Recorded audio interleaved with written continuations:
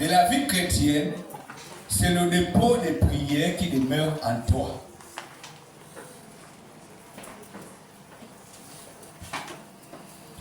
La force de la vie chrétienne, c'est le dépôt des prières qui demeure en toi. La force de la vie chrétienne, c'est le dépôt qui demeure. C'est le dépôt des prières qui demeure en toi. Alléluia.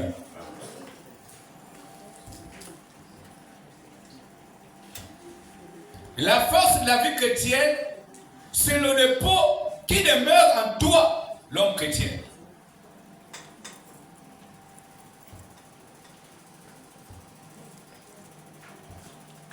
Tant que tu n'as pas le dépôt de vie de prière, c'est difficile pour l'homme chrétien de demeurer longtemps dans le Seigneur.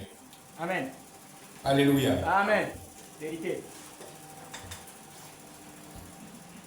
Si tu n'as pas le dépôt de prière, ta vie serait comme si c'était un jouet pour les autres.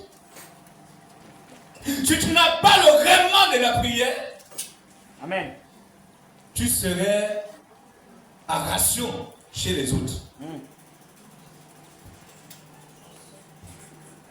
Parce que l'absence d'une vie de prière dans la vie de l'homme chrétien, c'est là où vous voyez tous les raisonnements aujourd'hui. Vous voyez les absences, la rupture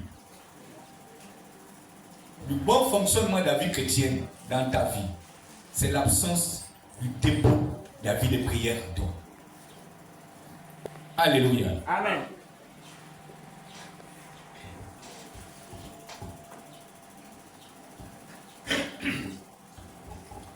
Un homme qui est toujours onctionné, c'est celui qui a le dépôt. Il puise son onction dans son dépôt de prière. Si tu n'as pas de dépôt, tu ne peux pas mieux fonctionner dans le Seigneur. C'est pourquoi aujourd'hui il y a des chrétiens sous-marins. C'est pourquoi aujourd'hui il y a des chrétiens qui sont purlants, donc qui sont infirmes. C'est pourquoi aujourd'hui il y a des chrétiens qui sont toujours dans les prisons spirituelles. C'est pourquoi aujourd'hui il y a des chrétiens qui sont toujours comme les bébés spirituels. Il y a aujourd'hui beaucoup de problèmes dans la vie chrétienne. Parce que tout simplement il y a l'absence du dépôt de la vie de prière en toi. Amen. Vérité. C'est pourquoi aujourd'hui les églises qui vivent la prière ne sont jamais vides. Amen. Alléluia. Amen. Parce que la prière fait asseoir ta personnalité spirituelle. Ouais. Et tu sais ce que tu cherches, tu sais ce que tu veux. Alléluia. Amen. Lorsque tu n'as pas le dépôt de la vie de prière en toi, tu es un chrétien papillonnant.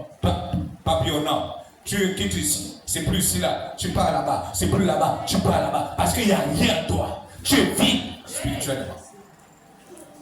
Lorsque tu es vide, alors ne pense pas que tu es chrétien. Lorsque tu es vide, ne pense pas que tu es un guerrier. Lorsque tu es vide, ne pense pas que tu es quelqu'un de valeureux devant le Seigneur. Tu es un simple papillon,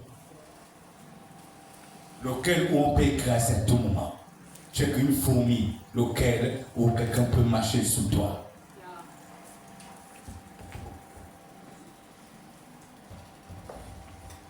Il y a les ministères qui ne décollent pas dans la vie des chrétiens, c'est parce que tout simplement la source, la racine principale qui fait fonctionner la vie le ministère de quelqu'un, c'est la prière. Si les autres ministères ne fonctionnent pas, c'est parce qu'il y a l'absence de ton dépôt de prière.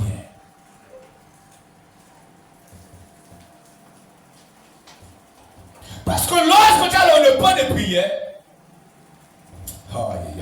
le monde ne peut plus te contrôler. Amen. Le monde ne peut plus te contrôler. Le monde ne peut plus te prendre en otage. Le monde ne peut plus te prendre en combat. Parce que tu es au-dessus de tous les esprits. Alléluia. Parce que la prière te fait monter. C'est pourquoi j'ai peut-être dit moi mes enfants à la maison, dans le volet de la prière, parce que je sais la valeur et le dépôt de la prière que j'ai transmis à eux. Alléluia. La prière, ce n'est pas l'affaire où tu pries la même chose tous les jours. La prière, lorsque tu es conduit par un dépôt de la prière, lorsque tu es ignoré du dépôt de la prière, lorsque tu es submergé de l'onction de Dieu, tu changes. Au fait, même l'ennemi ne peut te maîtriser quelque part. Parce que pendant qu'il t'attend, tu dois venir encore un autre Père qui est dans le ciel. Il t'attend là-bas. Mais tu dois changer de système. Yes. Parce que si tu changes de système, ça veut dire que tu as tourné la page. Amen. Pourquoi nos vies sont toujours pareilles? Pourquoi nos onctions ne grandissent pas? Pourquoi notre don et talent est toujours stérile? Il faut l'esprit de l'enfantement. Amen. Alléluia. Amen. Pourquoi les dons et les talents que nous avons ne l'enfantent pas? C'est stérile, c'est rouillé. Il faut dérouiller. Il faut déboulonner les boulons qui sont rouillés. Alléluia. Il faut enlever. S'il faut même il faut couper ces boulons qui sont rouillés. Coupons. Cherchons des nouveaux boulons pour faire fonctionner la machine de Dieu.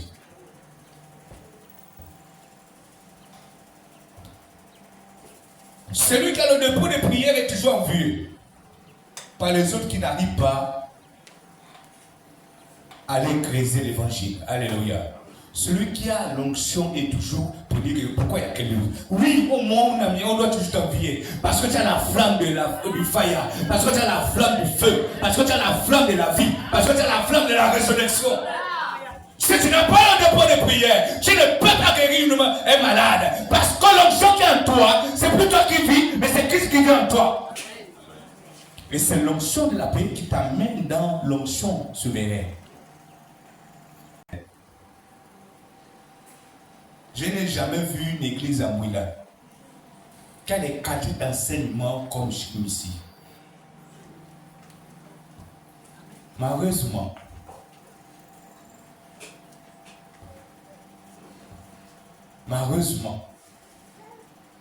on s'est rendu compte que le niveau spirituel de ce peuple n'était pas encore à la hauteur de manger la nourriture solide.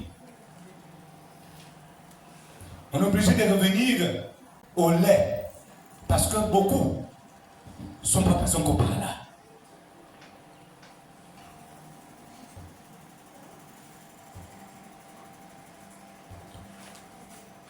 J'ai vu les docteurs de la parole qui s'est programmé et qui vit à Mouila. Mais ils n'ont pas la qualité des enseignements que de ce que j'ai écouté. Malheureusement, nous présentons l'absentissement de comme c'était des tombes blancs. Mais au-delà de nous, il y a l'absence de prendre ces vérités à cœur et la vivre. Alléluia. Amen.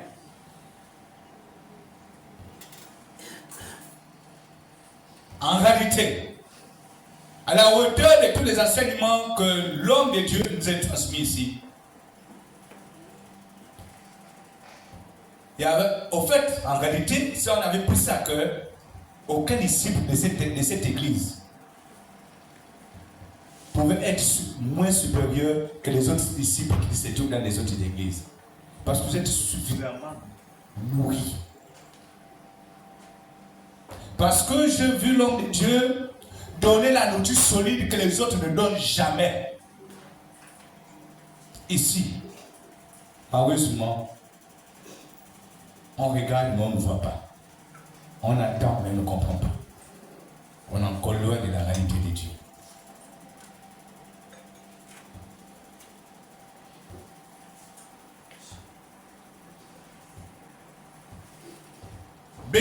Bethany Eden, lève-toi dans le volet de la prière. Parce que c'est dans le volet de la prière que Dieu doit te révéler certainement ton ministère ou ton couloir local, là où tu penses être. Peut-être là où tu te trouves, ce n'est même pas ta vocation.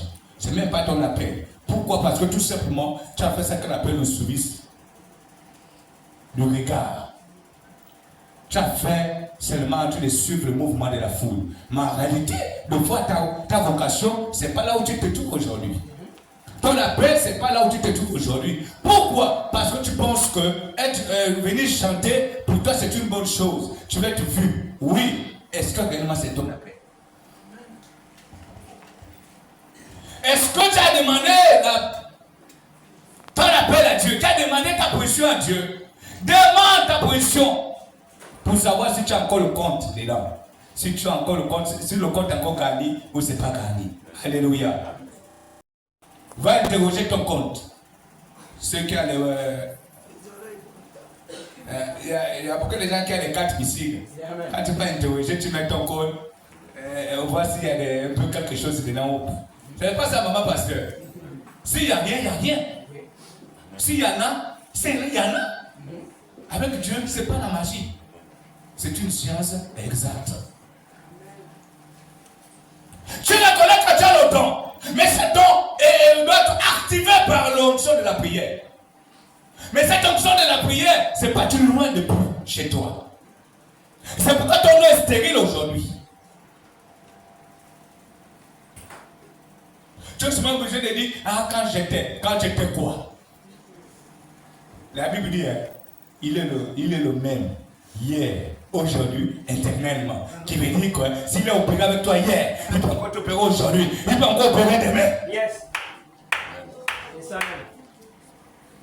Mais s'il est opéré hier, parce que tu étais plongé dans ton repos, tu étais plongé dans ton gloire, tu agissais sous l'instruction de Dieu. Mais aujourd'hui, tu as décidé de ne plus agir selon l'instruction de Dieu. Tu as décidé d'agir selon ta conception personnelle.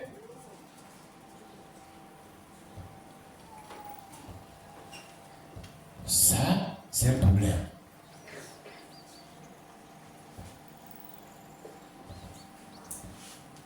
C'est toujours les Écritures qui dit, chacun, on rendra compte.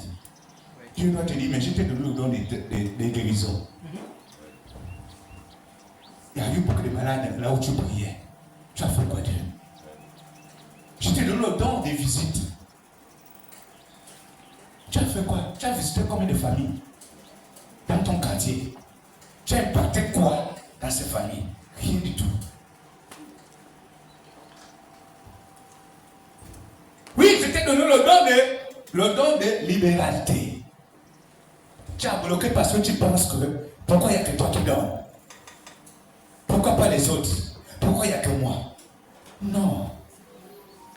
Toi, ce n'est pas les autres. Fais ce que Dieu te demande de faire. Amen. Le reste là, ce n'est pas ton problème. Alléluia. Amen. Oui, vous avez bloqué l'action de Dieu dans nos vies. Et chaque jour, nous bloquons l'action de Dieu. Parce que tu veux faire des choses qui ne te conviennent pas. Tu veux porter un chapeau qui n'est pas juste avec toi. Tu veux monter dans une chaise où tu sais que tu n'es pas plein. Tu ne remplis même pas la place de la chaise. Tu es comme un frétin. On te cherche dans cette place là où tu es. Mais mets-toi dans ton gloire. Que Dieu te restaure dans ton gloire. Évitons d'aller porter les chapeaux qui ne sont pas juste avec nous. Parce que tout simplement, si nous portons des chapeaux qui ne sont pas juste avec nous, c'est parce que tout simplement, on n'a pas pris le temps d'interroger Dieu à notre sujet. On n'a pas pris le temps d'interroger Dieu.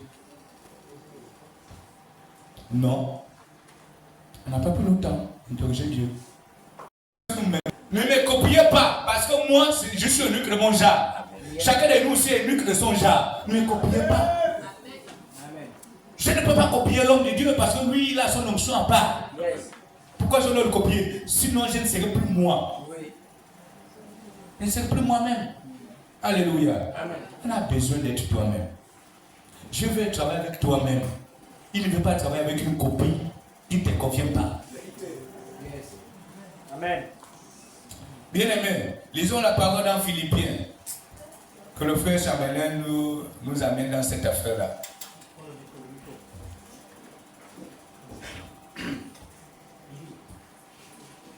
Dans Philippiens, chapitre 4, verset 6.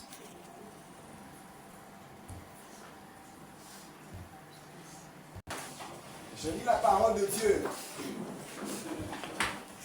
Dans Philippiens, chapitre 4, verset 6. Ne vous mettez pas en souci pour rien, Mais en toute chose, exposez vos demandes à Dieu en lui adressant vos prières et vos supplications, tout en lui exprimant votre reconnaissance. Amen. Amen. Amen. Et après notre version, les 10 secondes là. Philippiens 4, verset 6, dans la version parole vivante. La parole déclare, ne soyez inquiets de rien, mais demandez toujours à Dieu ce qu'il vous faut. Et quand vous priez, faites vos demandes avec un cœur reconnaissant. Verset 7. Non, c'est bon. N'inquiétez de rien. Mais en toute chose, faites connaître vos besoins. Aïe, aïe. Faites connaître vos besoins à Dieu. Par des prières et des supplications. Avec des actions de grâce. Faites savoir vos besoins à Dieu.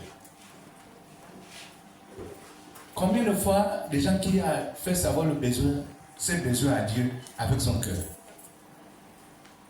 Parce que parmi nous, il y a prié. Amen. Il y a des gens qui cherchent la face de Dieu parce qu'il est dans des problèmes. Amen. Il y a des gens qui cherchent la face de Dieu parce qu'il fait les solutions. Mais il y a des gens qui cherchent Dieu sans qu'il a même quelque chose au retour. Ça veut dire qu'ils servent Dieu sans condition. Mais nous, beaucoup entre nous, nous servons Dieu avec condition. On n'a pas besoin de ça. Serve Dieu sans condition. Parce que si tu sers Dieu sans condition, qui veut dire que tu l'aimes aussi sans condition.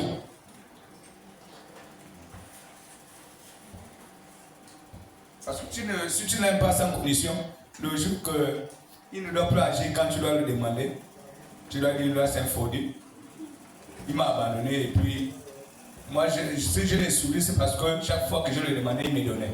Mais le jour qu'il ne te donne plus, il n'est plus ton Dieu. C'est ça la condition. L'amour avec intérêt. Mais ce n'est pas ça servir Dieu. Serve Dieu sans condition.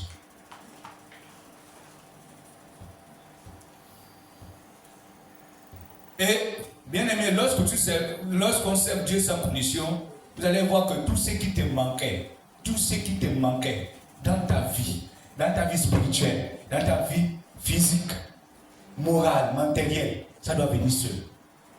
Parce que la Bible déclare quoi? La Bible déclare que cherche premièrement le royaume des cieux et il te donnera ce que ton cœur désire. Et lorsque tu dois commencer à dire Seigneur, je suis fatigué de marcher pendant tant d'années, je fais que marcher sous le soleil pour ta gloire. Mais Seigneur, je veux que tu puisses me bénir. J'ai besoin d'une voiture. Dieu trouvera les moyens locaux. Quelqu'un, il touchera quelqu'un, un riche de ce pays, un riche de la place, pour dire Dieu m'a mis à cœur et te donner les clés. Aïe, aïe, alléluia. Mais il faut quoi? Ça vient d'où? La voiture vient d'où? Ça sort de ta prière. Ça sort de ta prière. Mais pour que ta prière soit crédible, il faut savoir persévérer. Alléluia. La persévérance de ta prière ne peut jamais tomber en vain. L'autre volet de prière, c'est que lorsqu'on prie, on n'a pas suffisamment de confiance sur les mots que nous disons, que nous adressons à Dieu. Nous ne sommes pas rassurés que Dieu doit exaucer. C'est ça vraiment un autre dilemme, c'est ça en fait. Lorsque tu demandes à Dieu, tu demandes à Dieu avec légèreté. Tu ne demandes pas avec une ferme assurance. Pour dire, ce que je demande là, ça doit arriver. Amen. Alléluia. Amen. Tu demandes là, après, je ne pense pas que ça doit. Tu vois même toi, tu as déjà les doutes dans ton cœur. Tu as les doutes. Ça veut dire que lorsque tu as déjà les doutes, tu es déjà d'office échoué. Alléluia. Amen. Mais non, bien aimé. Dieu a besoin d'un homme qui est sincère d'abord avec lui-même. Dieu a besoin d'un homme qui se trouve dans son couloir. Et Dieu ne peut pas te répondre si tu n'es pas dans ton couloir. Dieu t'a appelé, oui, mais il t'a dit quoi? Si on pose beaucoup de questions ici à beaucoup de personnes ici, il ne sait même pas pourquoi il sait Dieu. Il ne sait pas si c'est la voix de Dieu qu'il a écoutée ou bien c'est parce qu'il suit le mouvement de la foule.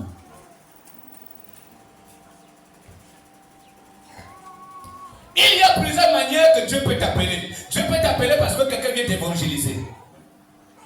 Dieu peut t'appeler de la manière où tu es en train de dormir, dans le songe, il te dit, va à l'église. Amen. Il peut t'appeler de la manière par une vision ouverte. Il peut t'appeler par une prophétie. Amen. Il peut t'appeler même par un fou. Par une folle qui est nue dehors. Il te dit, toi, ta place c'est pas ici. Il faut aller à l'église. Tu dois dire, oh, même la folle. Oui, Dieu passe par qui il veut pour te parler. Dieu s'en fout de la personne auquel il décide de passer. Dieu sait que Dieu souhaite de nous, c'est que nous soyons sensibles de ce qu'on doit écouter de la part de Dieu et la mettre en pratique. Alléluia. Mais aujourd'hui, les vrais chrétiens sont trop dans le raisonnement.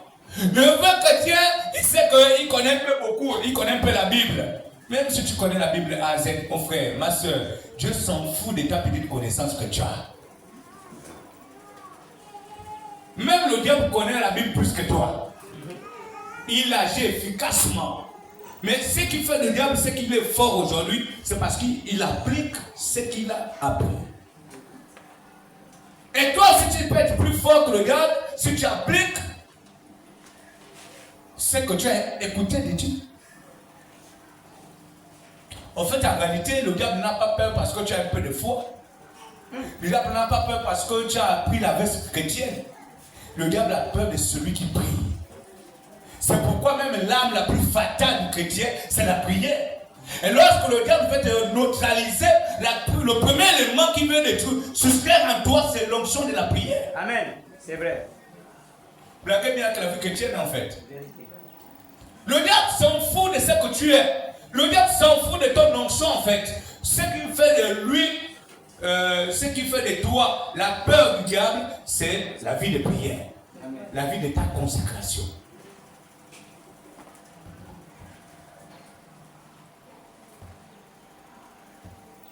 Tu peux être beau, tu peux être quoi, tu peux avoir des bagages intellectuels. Dieu s'en fout de ça. Oui. Quand le diable veut te balayer, te balaye. C'est vrai. Sans pitié. Te balaye. Amen. Toi, c'est qui? Tu es qu'une mouche, une fourmi qui peut écraser. Mais ce qui fait de toi un héros, c'est le repos que tu as oublié hier et ta prière.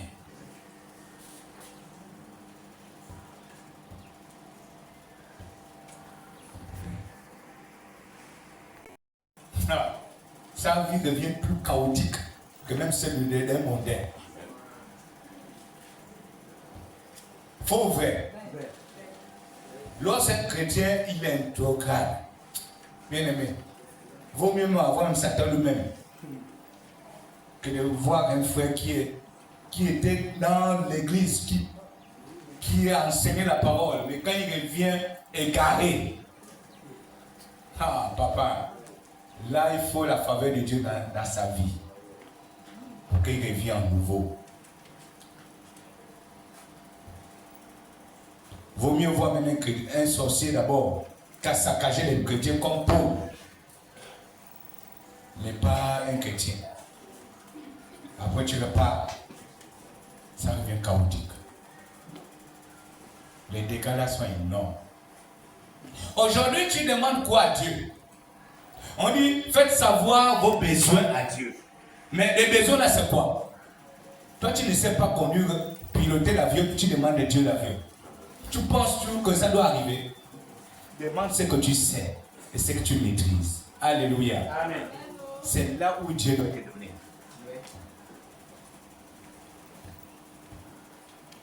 Si tu ne sais pas prier, Seigneur, apprends-moi à prier. En parlant de la prière, bien aimé, je vais vous donner quelques rudiments de la prière.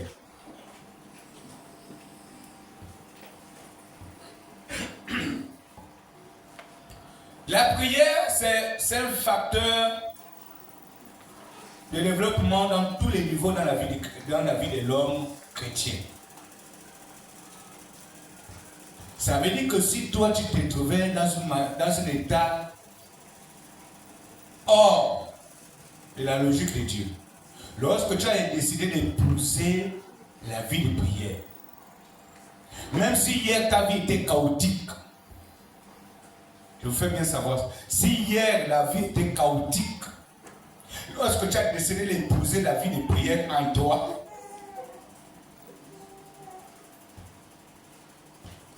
même si tu étais le plus méchant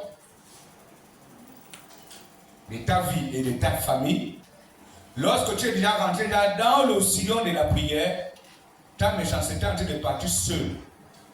Parce qu'à chaque fois que tu te mets à prier, Dieu est en train de te tailler. Alléluia. Dieu est en train de te tailler à sa manière. Même si tu as fait ta écono, tu as 3 ceintures noires, Dieu s'en fout. Mais si une fois que tu es rentré dans le sillon de la prière, Dieu te taille. Là où tu n'avais pas la sagesse, il commence à te mettre de la sagesse. Là où tu n'avais pas la maîtrise des sons, il commence à mettre la maîtrise des sons. Là où quelqu'un ne peut pas te montrer le doigt, il est obligé de te montrer le doigt et tu dois remarquer que tu es sérieusement obligé de rire. Et de te enflammer dans la colère, Dieu te met la joie en train de rire pour dire si tu pouvais savoir. C'est que oui, mais ça, si tu pouvais savoir, c'est déjà le passé. Alléluia. Dieu te prend déjà en otage selon son modèle qu'il veut que tu sois.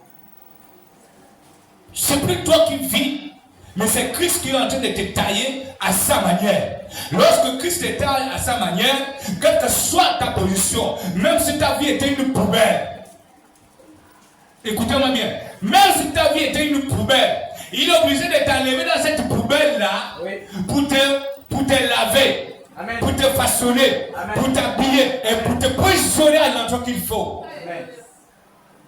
Là où le roi, là où tu ne pourrais pas poser avec le gouverneur, mais Dieu te fait poser parce que la gloire qu'il a mis en toi commence à te rayonner. Rien en toi. Et tu serais maintenant distingué parmi les notables de la ville. Tu serais maintenant, tu serais déjà un admirable conseiller. Et lorsque le gouverneur est en train d'évoluer, toi tu es en train d'évoluer. Parce que le gouverneur, Dieu le mettra à cœur, dans le cœur du gouverneur pour dire, si tu es ce que tu es aujourd'hui, grâce à cette personne-là. Alléluia. Et il te trouvera la place qu'il faut pour toi. Chaque fois que tu sers Dieu, dans le sillon de la prière, Dieu doit t'élever. Même si tu étais un vieux coulant, Dieu, le Saint-Esprit, en travers le moyen de la prière, doit commencer à te rajeunir, doit commencer à te façonner, il doit commencer à te relever. Tu dois retrouver les formes qu'il faut et la forme qu'il faut pour plaire au peuple de Dieu. Alléluia. Et Dieu a besoin que ton cœur soit disponible pour que tu plonges dans ton gloire de la prière. Chaque vie chrétienne, ce qui alimente chaque vie chrétienne, c'est l'onction de la prière. Lorsqu'il y a l'absence de la prière, lorsque tu décides d'écarter la prière, ça veut dire décider d'écarter ta vie pour le Seigneur. Et c'est pourquoi aujourd'hui, il y a beaucoup de personnes qui agissent pas parce qu'ils veulent agir, mais parce que tout simplement, l'autre a pris le dessus. Lorsque l'autre a pris le dessus, c'est pourquoi l'apôtre Paul avait dit, ce que j'ai envie de faire, c'est pas ce que je fais, ce que je ne veux pas faire, c'est ce que je fais. Car je ressens en moi une autre puissance qui gère ma vie. Amen. Et à chaque fois que le chrétien décide de se retirer de la prière, il donne la position à l'autre et l'autre prend le dessus sur toi. Et c'est pourquoi aujourd'hui, tu fais certaines actions que tu poses, c'est plus les actions que Dieu veut, mais c'est parce que c'est l'autre qui pose ces actions à travers ton organisme, à travers ta conception, à travers ton corps. Puisque l'ennemi, on ne le voit pas, le démon, on ne le voit pas, mais on le voit seulement par les gestes. Lorsqu'on cas autour d'une délivrance. Mais si toi tu es déjà possédé, j'ai vu les personnes qui sont possédées. Lorsqu'on rentre dans le sujet de prière, quand on commence à prier, tu vois seulement la personne qui tombe, boum. parce que c'est l'homme qui a posé les mains, non, parce que la vie de prière l'a saisi. Et lorsque la prière le saisit, ça veut dire que c'est la lumière qui vient éclairer tout ça dans son intérieur. Et l'ennemi qui est en toi part. Alléluia.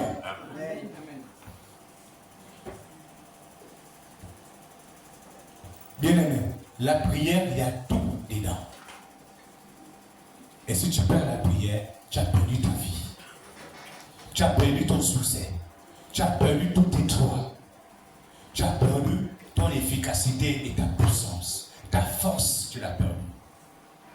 Bien-aimé, lorsque quelqu'un a perdu sa vie de prière, je ne sais pas si les gens ils ont déjà vu comment le palu est en train de travailler sur le corps des hommes. Vous voyez quelqu'un, le palu possède le corps de quelqu'un. Toutes tes forces partent. Amen. Alléluia. Amen. Mais c'est le même système en fait. Lorsque tu perds ta vie de prière, tu reviens paralysé avec l'effet du palu. Parce que l'absence de la prière fait de toi un paludéen.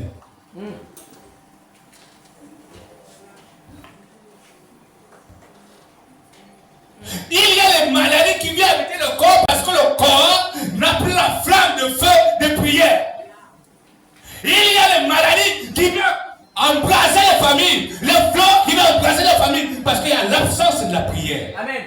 Parce que la prière repousse les fléaux. La prière fait revenir l'homme à la vie. Amen. Même si l'homme est dans le comment. Même si l'homme est dans ce qu'on appelle dans le couloir de la mort. Amen. La prière fait revenir. Alléluia. Amen. Bien aimé, si la prière n'était pas importante, tout le ministère de Jésus, le commencement de son ministère, la fin de son ministère, se trouvait que dans la prière. Oui. Tout le ministère de Jésus, c'est dans la prière. Mais si lui qui est Dieu, écoutez-moi bien, si lui qui est Dieu, il s'accroche à la prière, toi et moi on est quoi?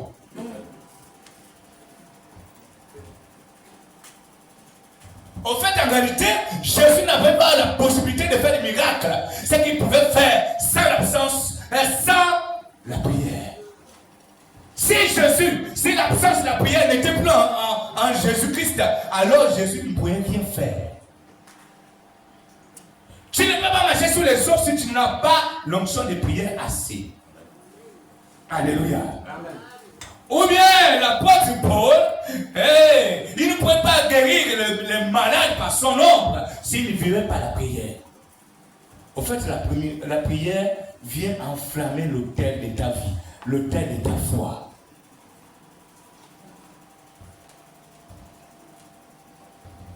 La prière te rend plus flexible que le vent. La prière te rend invisible devant toutes les ruses de l'ennemi dans ta vie. Amen. Il n'y a pas de raison quand quelqu'un vient chez toi, il ne trouve pas ta maison. Il n'y a pas de raison. Je dois vous dire l'exemple qui sont clairs, papables. Lorsque le sorcier de ta vie vient te rendre visite chez toi, il attend les heures que tu dors. C'est-à-dire, en réalité, les heures auxquelles où le sorcier est en train de sortir en vampire pour venir chez X, chez sa cible, il sort en réalité à 24 heures. Et donc, de 24 heures à 4h30, il a la possibilité d'opérer. Mais tout ce temps, tu dors comme un bébé. Alléluia. Amen. Tu dors comme un bébé. Mais bien aimé, si on pouvait seulement savoir les combats qui se passent de 24 heures jusqu'à 4h30, ce qui est sûr, si on avait seulement les yeux pour voir, ce qui est sûr, chacun de nous, on venait chercher la face de Dieu comme on n'a jamais fait. Si vous pouvez savoir combien de fois Dieu combat pour nous, il défend nos causes pour tous ceux qui ont le cœur sensible et tous ceux qui sont dans le volet de la prière. C'est pourquoi tous ceux qui sont dans le volet de la prière ne meurent pas n'importe comment. Alléluia. Amen. Et c'est pourquoi quand les sorciers viennent, ils voient comme ça, c'est papa Jean-Louis. Monsieur Minindo. Il appelle pendant 3 fois Monsieur Minindo. Mais Monsieur Minindo ne sort pas. Il n'apparaît pas. Parce que devant le sorcier, M. Bidou, il est invisible. Et donc le sorcier invoque pendant 3 fois son nom. S'il ne sort pas, ça veut dire qu'automatiquement, le sorcier saura que non, lui là, il est plus sorcier que moi. Mais qu'est-ce qui te rend plus sorcier que lui? C'est la vie de prière qui est en toi.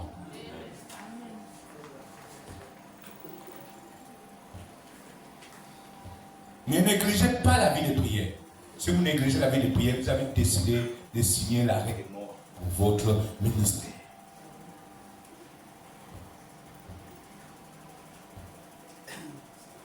À chaque fois que tu t'élèves pour la bonne cause, l'ennemi aussi s'élève pour la bonne cause. Mais tu peux avoir la victoire sur ton ennemi parce que lorsque tu décides de rentrer dans le volet de la prière. En fait, aujourd'hui, l'église aujourd'hui a perdu le volet de la prière. C'est pourquoi nous sommes plus puissants, nous sommes plus efficaces devant nos ennemis. Nous sommes plus efficaces devant le monde parce que nous avons perdu le rément de la prière. Nous avons perdu le rément de la flamme de la prière à nous. Et c'est pourquoi même les petits sorciers de nos quartiers n'ont plus peur des chrétiens qui se trouvent maintenant dans les quartiers. Nous revenons déjà les jouets. Les jouets. Et pourtant, nous sommes plus puissants que, nous sommes plus dangereux que. Mais ce sont eux qui nous jouent encore comme un ballon les joueurs. Nous sommes comme les gonflants. Vous voyez quand les gonflants partent même dans l'air là-bas, ça s'éclate, boum. Parce que nous sommes rien du tout devant nos ennemis. Comment fait-il? Comment celui qui vit la prière, mais il a une maladie héréditaire familiale. Mais comment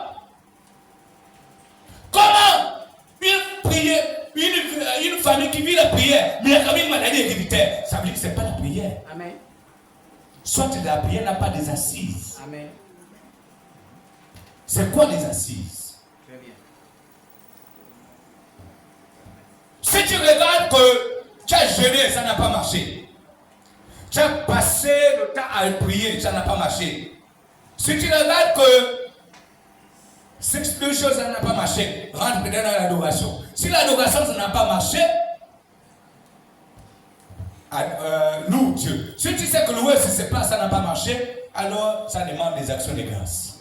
Amen. Alléluia. Ça demande des actions de grâce. C'est un Dieu de business. Yes. Il faut quelque chose en échange. Oh! Mais il faut connaître ces Dieu, bien-aimé, pour agir efficacement. Une manière héréditaire, si vous avez passé dans plusieurs domaines, ça n'a pas marché. La dernière cartouche, c'est l'offrande, l'action de grâce. Mais il faut l'action de grâce qui parle à la hauteur de cette malédiction qui frappe la famille. Amen.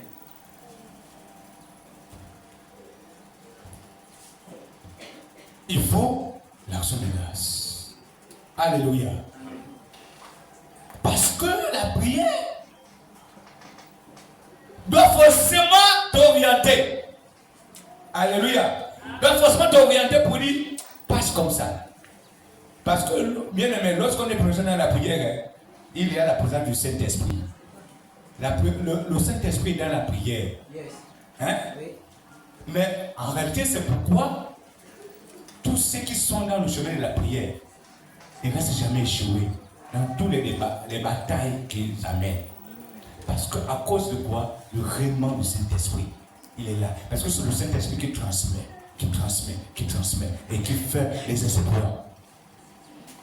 Et le Saint-Esprit est là avec toi. Pourquoi? Parce que ta vie de prière est saine. Parce que tu vis la sanctification tous les jours de ta vie. Parce que lorsque tu as l'onction de la prière, ça veut dire que tu vis la sanctification. Même quand tu pêches un peu, paf, le Saint-Esprit te dit, tu as péché. Tu te réponds rapidement, à l'instant T. Alléluia. C'est différent avec celui qui traîne encore avec ce péché. Voilà la différence de la vie. Mais ça qu'on nous donne là, c'est des techniques. Des vrais hommes de Dieu.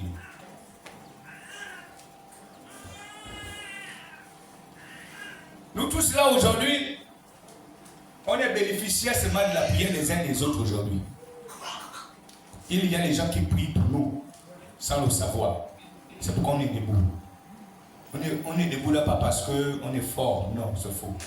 On est debout là parce que nous sommes soutenus quelque part. Mais le plus grand soutien, c'est Jésus-Christ qui nous soutient. Alléluia. Lisons la parole de Dieu dans Pierre. Pierre 12, versets 5 à 8. Qui lit la parole de Dieu? Fraîche, mais vers le riche. 12, verset 6 à 7. Ouais, j'ai mis ici 5 parce que c'est là où il était gardé par la prison et tout ça. On commence à voir à lire la 5. 5. 5 à 8. Ok. Ah, je lis la parole de Dieu dans Acte 12, verset 5. La parole déclare: les soldats gardant Pierre dans la prison, mais les membres de l'église priaient sans cesse Dieu pour lui. Verset 6. Hérode, sur le point de faire juger Pierre devant le peuple, la nuit, avant le jugement, Pierre est en train de dormir entre deux soldats. Il est attaché avec des chaînes et des gardiens sont devant la porte pour le surveiller. Acte, verset 7. Tout à coup, l'ange du Seigneur est là, une lumière brillant dans la cellule de la prison. L'ange réveille Pierre et lui touchant, excusez-moi, le côté, et lui dit: lève-toi vite. Alors les chaînes tomba de ses mains. Verset 8. L'ange lui dit, mets ta ceinture et attache tes sandales. Pierre obéit à l'ange, lui dit, mets ton vêtement dessus et suis-moi. Amen. Amen. Ici, là, la Bible dit que, comme là, on peut venir prendre l'ange de la maison, ici, pour l'amener en prison, sans cause, à cause de l'évangile. La Bible nous fait savoir aussi que le peuple sont restés à prier. Vous voyez l'efficacité de la prière. Quelqu'un a enchaîné, ça veut dire qu'on l'a décidé que lui, là, on doit le tuer. C'est les autorités qui ont décidé. Les décrets sont tombés. Tout. Mais là, c'est fini. Là. Il me dérange avec le nom de Jésus. Oui. Ça se passe aussi dans vos familles. Alléluia. Amen. Ça se passe aussi dans vos familles, mais dans une manière autrement. Encore de ta prière, tu déranges ta famille. Amen. Encore de ta prière, tu déranges le quartier. Yes. Et le quartier, il y a ce qu'on appelle la doctrine mystique. Il y a les rencontres mystiques. Oui. Mais c'est à ton sujet. On t'a déjà attaché. Mais si ta famille ne prie pas pour toi, c'est pourquoi les églises et les maisons, c'est important. C'est toi le poteau central. On veut te déstabiliser. On t'a déjà attaché, mais tu as des gars de corps dans une prison spirituelle. Mais ta famille reste toujours, la flamme reste toujours allumée. La Bible déclare que les chrétiens priaient en faveur de l'homme de Dieu. Amen. Une lumière. Dites avec moi, une lumière. Une lumière. Dites avec moi, une lumière. Une lumière. Les anges viennent pour toi. Vous voyez bien aimé, il n'y a rien de tel qui peut faire venir les anges si ce n'est pas que la prière. La prière fait venir les anges à ton sujet pour te délivrer des chaînes.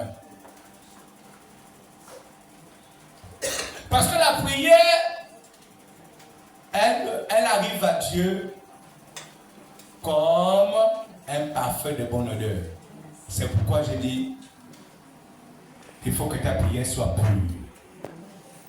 Alléluia. Amen. Bien aimé. Mais je vous dis, ce qu'on vient de lire là, c'est arrivé chez lui, en Milan, précisément à Bethanie. 10 jours seulement. On peut t'accuser injustement parce que tu sers Dieu, parce que tu es joué avec le Seigneur. Mais il faut qu'on s'attende à toutes ces choses. Mais pourvu que seulement comme nous soyons attachés par la vie de prière. Bien aimé, ce n'est pas un témoignage qui est ailleurs. C'est un témoignage qui se trouve même ici, avec vous.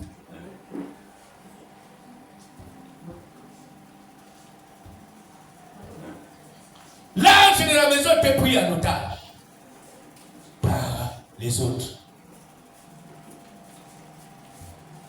Jusqu'à la maison des Zaré. Seulement 10 jours. Alléluia. 10 jours, l'ange de Dieu est sorti. Mais pendant que 10 jours, là, bien aimé, il y a eu la famille qui s'est investie dans la prière. Il y a eu l'église qui s'est investie dans la prière. C'est pour vous dire que la prière a des effets palpables.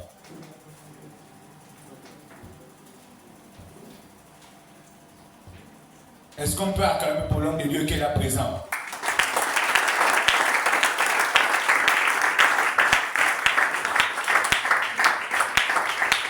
Ici, on a parlé de Pierre. Voilà notre Pierre. Amen. Voilà notre Pierre. Il est là. C'est pas qu'on a un livre de Pierre qu'on n'a jamais vu. Le Pierre qu'on nous parlons, il est là. Amen. Sans cause, on a mis là-bas. Mais on avait bien compté 10 jours. Et se mettait même mentionné, il a même la Bible, il a même le verset là, 10 jours. C'est dans la Bible, 10 jours. Donc Dieu a fait 10 jours. Il est sorti. Mais combien de fois on s'est mis en genoux et dit, Seigneur, c'est ton serviteur. Et ça s'accomplit. C'est pour vous dire que la prière, c'est pas un jeu d'enfant. C'est pas un jeu de chambre en fait. C'est une science réelle.